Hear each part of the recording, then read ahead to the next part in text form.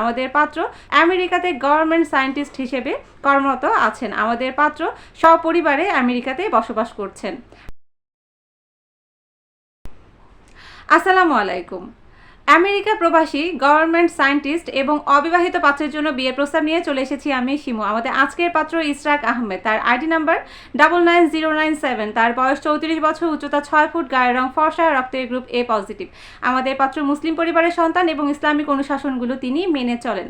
আমাদের পাত্রের বৈবাহিক অবস্থান, তিনি অবিবাহিত। শিক্ষাগত যোগ্যতা, তিনি স্নাতক সম্পন্ন করেছেন এবং আমেরিকাতে গভর্নমেন্ট সায়েন্টিস্ট হিসেবে কর্মরত আছেন। আমাদের পাত্র সপরিবারে আমেরিকাতে বসবাস করছেন।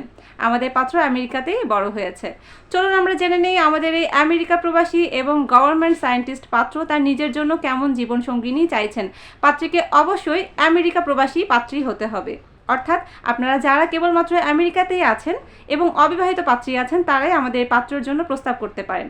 পাত্রীর বয়স হতে হয় 22 থেকে 30-এর মধ্যে, উচ্চতা হতে হয় 5 ফুট 4 থেকে তার উপরে। পাত্রীকে অবশ্যই ফর্সা হতে হবে। পাত্রীর শিক্ষাগত যোগ্যতা হতে হবে স্নাতক অথবা স্নাতকোত্তর সম্পন্ন।